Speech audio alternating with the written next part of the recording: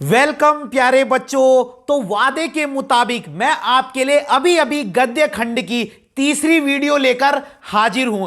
हमने इससे पहले अभी थोड़ी देर पहले भक्तिन चैप्टर भी कर लिया है, उसके बाद बाजार दर्शन भी कर लिया है और डिटेल में किया है। अच्छा खासा डिटेल में वीडियो बनाई गई है और ये तीसरा लेसन है गद्य खंड का।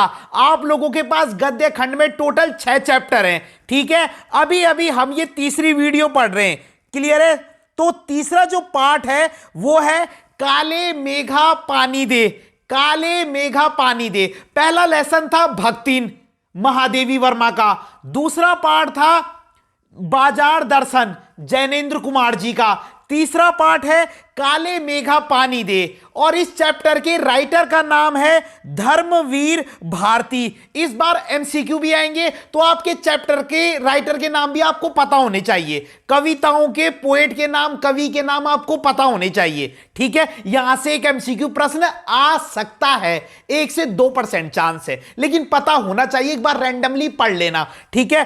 तो सबसे पहला लेसन गद्य खंड का भक्तिन, लेखिका महादेवी वर्मा। दूसरा लेसन बाजार दर्शन, लेखक जैनेन्द्र कुमार। तीसरा लेसन है काले मेघा पानी दे और इस पाठ के लेखक का नाम है धर्मवीर भारती, धर्मवीर भारती। दूसरी चीज, ये पाठ क्या है? क्या ये नाटक है? क्या ये कहानी है? क्या ये उपन्यास है? नहीं, ये पाठ एक संस्मरण है।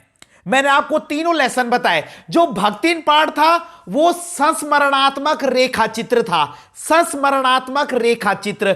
जो बाजार दर्शन पाठ था वो निबंध फॉर्म में लिखा गया था और जो ये काले मेघा पानी दिए ये संस्मरण है। याद रखना, आप ये भी आ सकता है।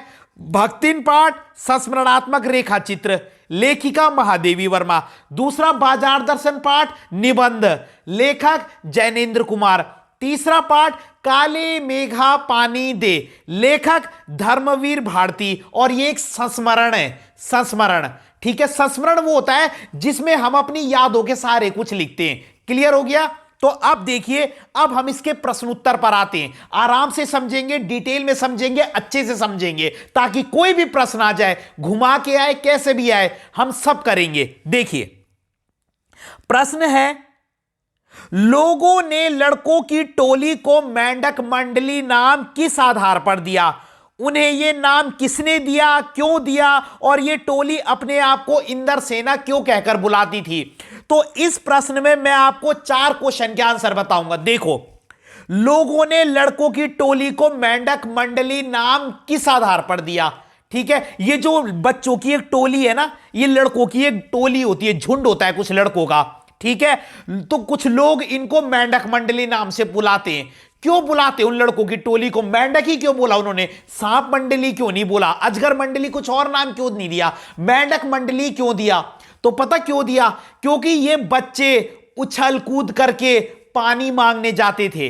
ये जो बच्चे हैं ये उछल कूद करके पानी मांगने जाते हैं। एक्चुअली ये जो पाठ है ना, इस पाठ में ये बताया गया है कि एक गांव में ना पानी की समस्या हो जाती है, उस गांव में सूखा पड़ जाता है, ठीक है। तो वहां के लोग कुछ अंधविश्वासी होते हैं, उनको लगता है कि ये जो बच्चों की सेना है इंद्र सेना, वो बच्चे अपने आप को इंद्र सेना कहते थे, कि अगर हम इन पे घर का पानी फेंकेंगे, जो थोड़ा बहुत बचा हुआ पानी है, तो इंद्र भगवान खुश हो जाएंगे। और वो उनको लगेगा, उनको ये लगता था कि ये इंद्र सेना है ना, तो अगर हम इन पे पानी डालेंगे तो इंद्र भगवान खुश हो जाएंगे, और इंद्र भगवान तो बादलों के देवता है, वो बारिश कर देंगे। ऐसा लोगों की सोच है। ये मैं आपको समरी में से एक्सप्लेन कर रहा हूं, ये प्रश्न में नहीं लिखना है, लेकिन मैं आपको कॉन्सेप्ट बता रहा हूं कि क्या है। तो इस चैप्टर में अंधविश्वास को बताया गया है, तो एक तरफ विज्ञान को बताया गया है, ठीक है। एक तरफ लेखक जो है वो विज्ञान को मानता है, भले ही वो अंधविश्वास के काम भी करता है, लेकिन वो एक तरफ वैज्ञानिक सोच रखता है। तो कुछ लोग जो है अंधविश्वास की तरफ भी हैं।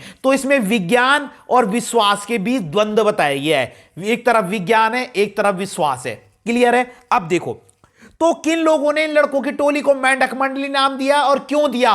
तो पहले तो क्यों दिया, क्योंकि ये जो टोली थी, ये जो मंडली थी, ये जो बच्चों की टोली थी, ये उछल कूद करके मेंढक की तरह पानी मांगने जाते थे, इसलिए इनका नाम मेंढक मंडली पड़ा, क्योंकि ये मेंढक की तरह उछल कूद करके पानी मांगने जाते थे। अब दूसरा प्रश्न उठता है किन लोगों ने इनको ये नाम दिया, किन लोगों ने दिया, ये एमसीक्यू में आ सकता है। तो जो लोग इनसे चिढ़ते थे, जो लोग इनसे चिढ़ते थे, उन्होंने इन्हें मेंढक मंडली नाम दिया। क्लियर हो गया? दो प्रश्न कि इनको मेंढक मंडली नाम क्यों दिया, क्योंकि ये मेंढक की तरह उछल कूद करके एक जगह से दूसरी जगह पानी मांगने जाते थे। मेंढक की तरह उछल कूद करके एक जगह से दूसरी जगह पानी मांगने जाते थे। और किन लोगों ने इन्हें मेंढक मंडली नाम दिया?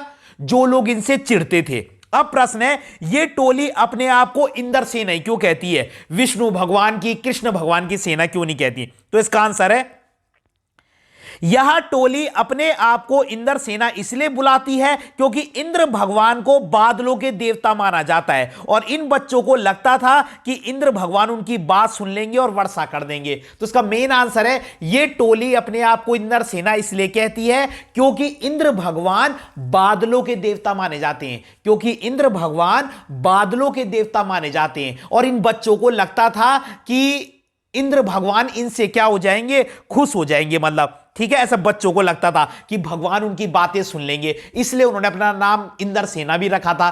क्लियर हो गई बात? तो ये वाला आंसर आपको आ गया होगा। देखो, लोगों ने लड़कों की टोली को मेंढक मंडली नाम इसलिए दिया क्योंकि ये बच्चे मेंढक की तरह उछल कूद करके पानी मांगने जाते थे और जो लोग इनसे चिढ़ते थे उन्होंने ये नाम दिया। और ये अपने आप को इंद्र सेना इसलिए कहते थे क्योंकि इंद्र भगवान को बादलों के देवता माना जाता है और इन बच्चों को लगता था कि इंद्र भगवान ऐसे में खुश हो जाएंगे और वो बारिश कर देंगे। अगला प्रश्न है, जीजी ने इंद्र सेना पर पानी फेंके जाने को किस तरह सही ठहराया? अब इसमें एक और कैरेक्टर आ गई, जीजी। अब जो लेखक थे ना, लेखक जो धर्मवीर भारती हैं, अब लेखक क्या कह रहे हैं? एक तरफ लेखक है, ढंग से समझो इसे, एक तरफ लेखक है, एक तरफ जीजी है। जीजी अंधविश्वासी है, लेखक वैज्ञानिक सोच रखता है, दोनों अपोजिट है वैसे।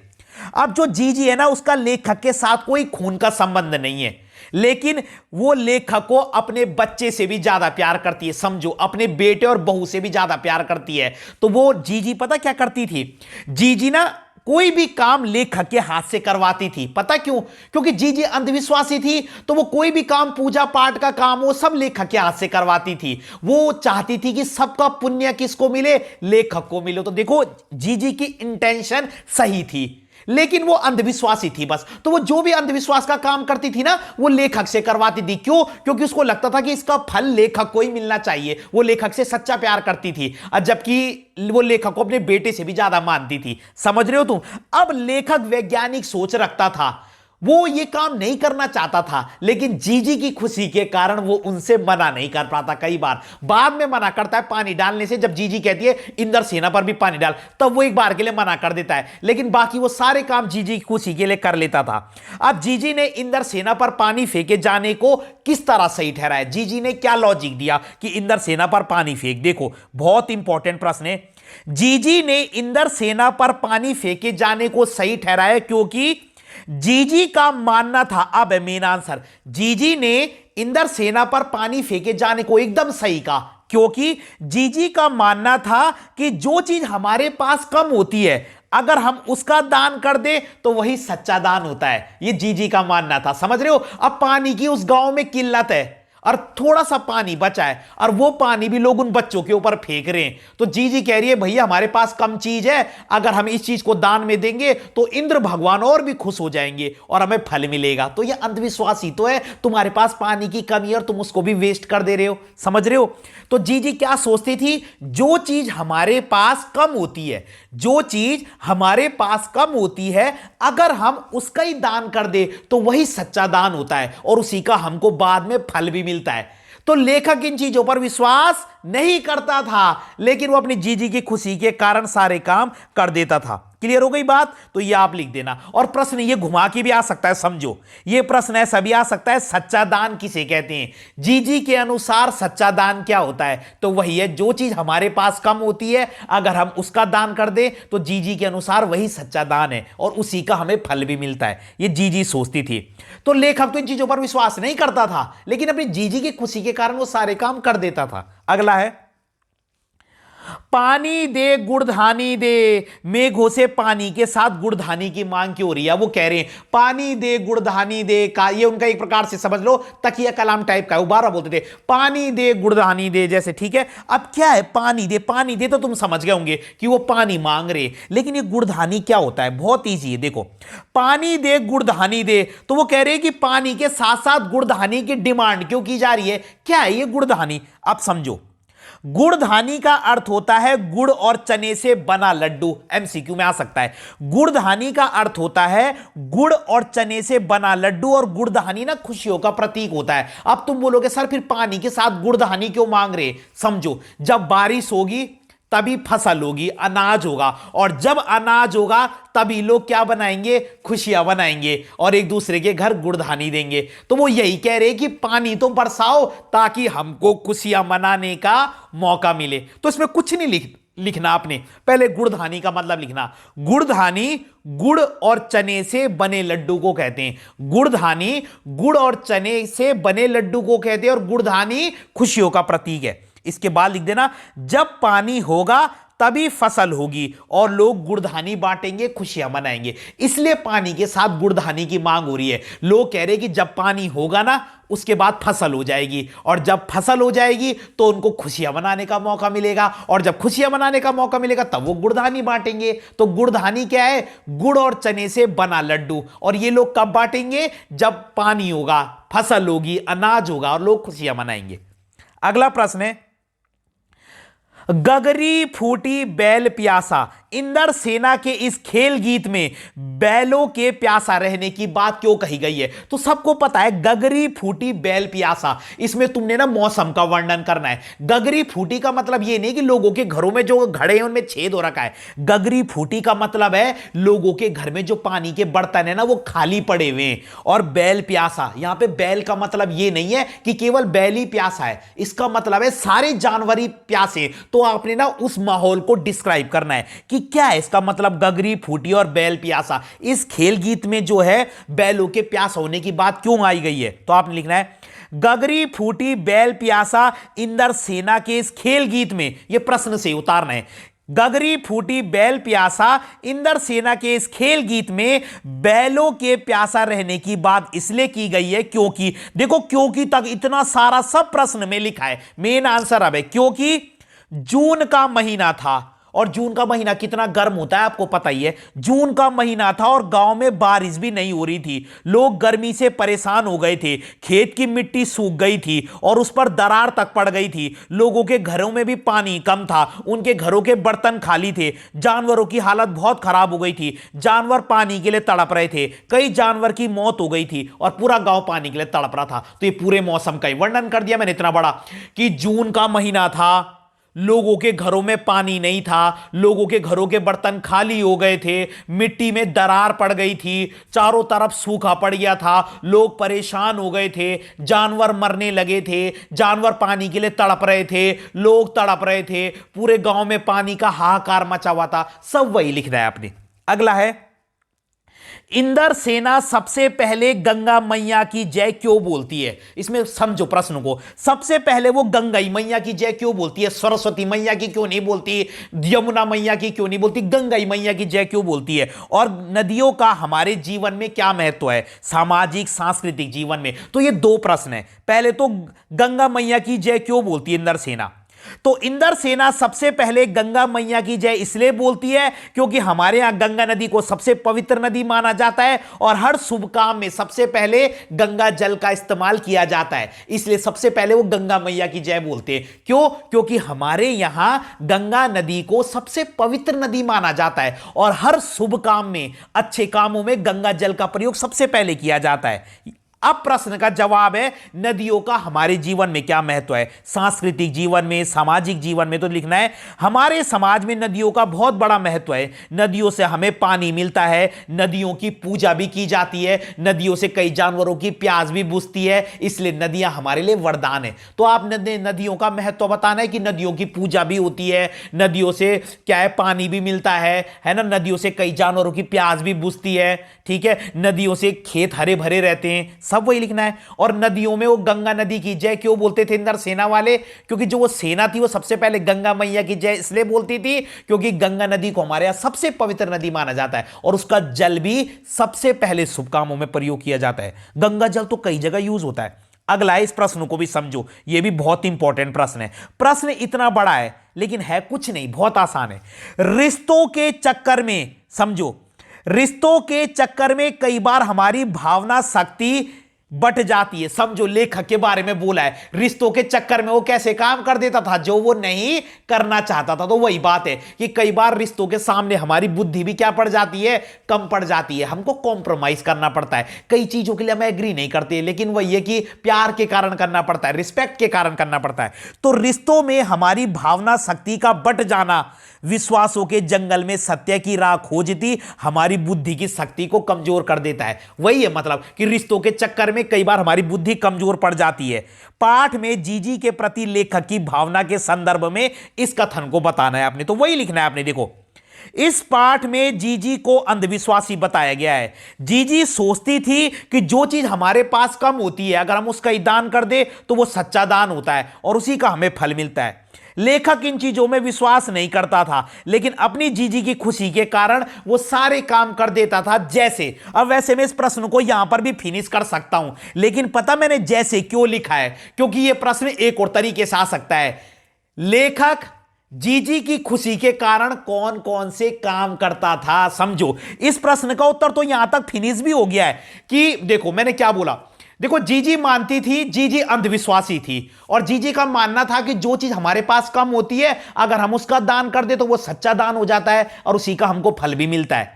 लेकिन लेखक इन चीज पर विश्वास नहीं करता था। लेखक वैज्ञानिक सोच का था, लेकिन अपनी जीजी की खुशी के कारण वो सारे काम कर देता था। तो बेसिकली आंसर मेरा कंप्लीट हो गया है। हमने प्रूफ कर दिया कि रिश्तों के चक्कर में लेखक की बुद्धि कहीं ना कहीं क्या हो गई थी, एक प्रकार से खो गई थी। लेकिन अब मैं ये भी बता रहा हूं कि वो कौन कौन से काम करता था जीजी की खुशी के कारण। इसको पढ़ लो, ये भी बहुत इंपॉर्टेंट प्रश्न है, आ सकता है। जैसे गोबर और कौड़ियों से गोवर्धन और सतिया बनाता था। जैसे हम लोग पूजा करते तो सत्य, तुम याद रखना बस, गोबर और कौड़ियों से गोवर्धन और सतिया बनाना। गोबर और कौड़ियों से, गोबर और कौड़ियों से गोवर्धन और सतिया बनाना। किससे?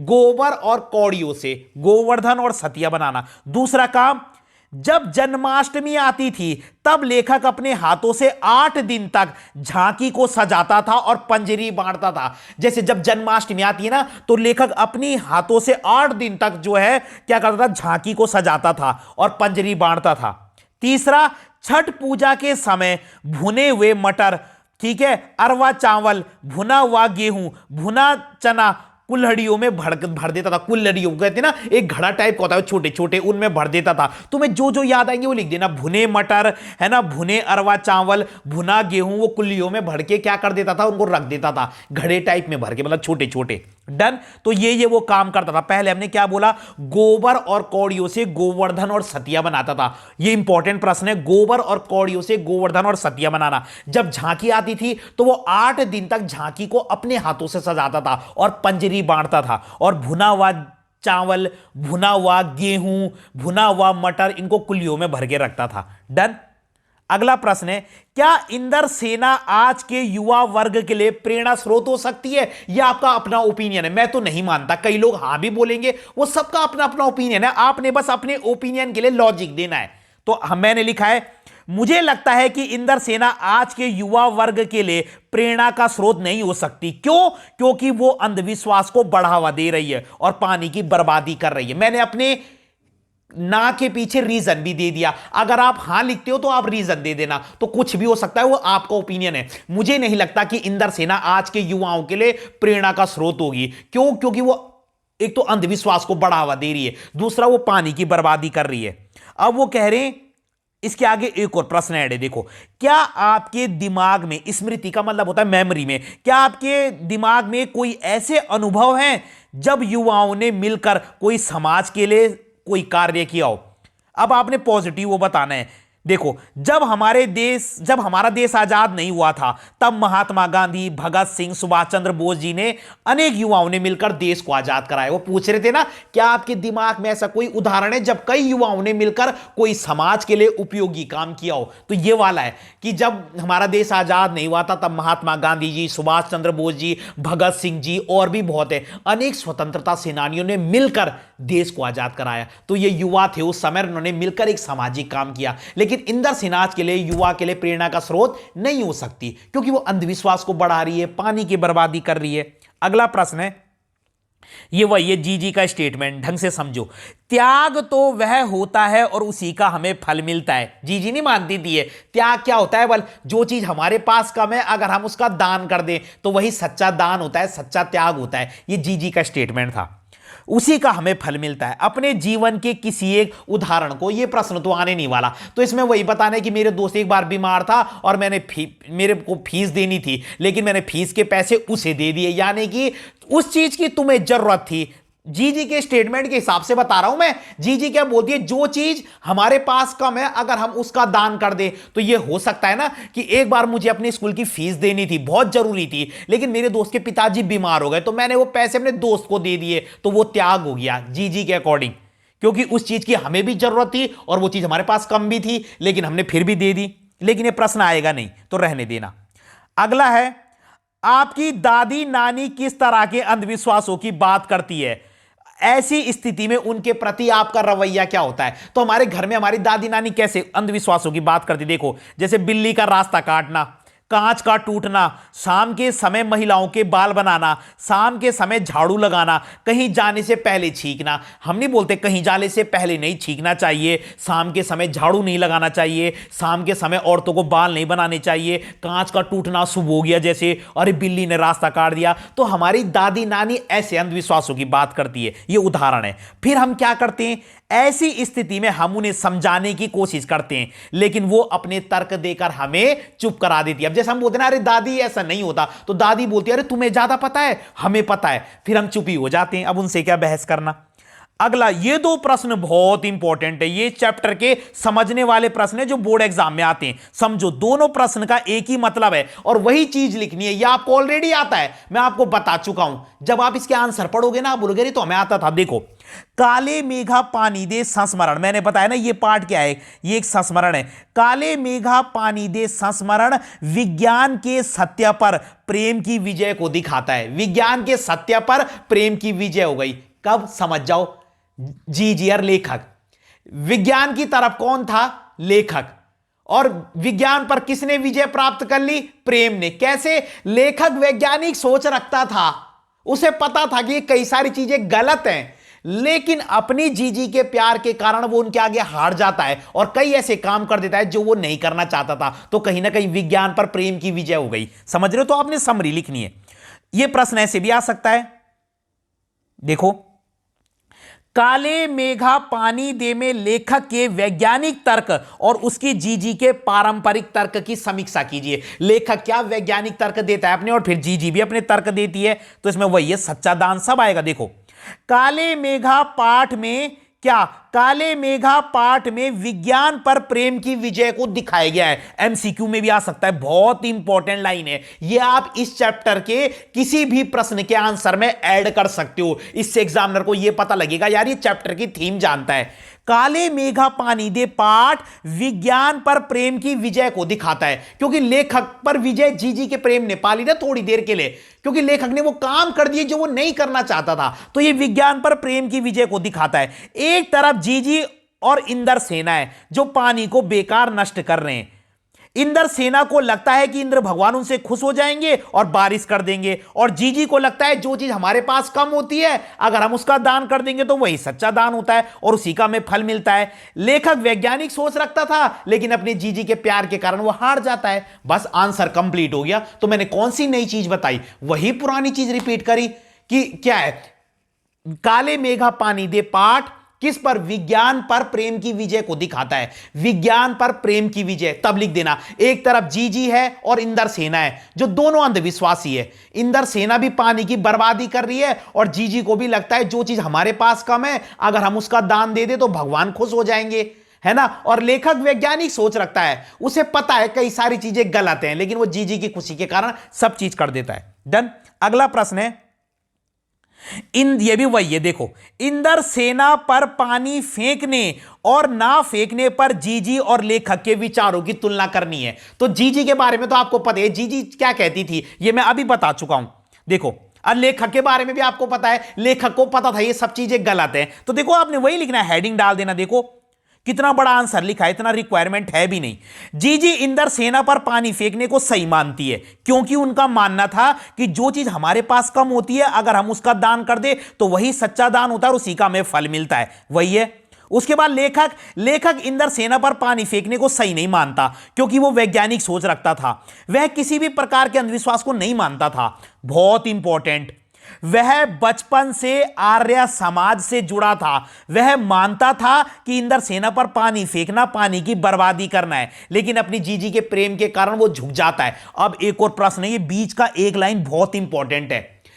लेखक इंदर सेना पर पानी फेंकने को सही क्यों नहीं मानता था? समझो, इसमें पता आपने क्या लिखना है कि लेखक बचपन में ना आर्य समाज से जुड़ा था और वो कुमार सुधार सभा का उपमंत्री था। ढंग से सुन लो, ये प्रश्न तो छोड़ो, ये तो हो गए सारे, इसमें तो आप वही लिखना है।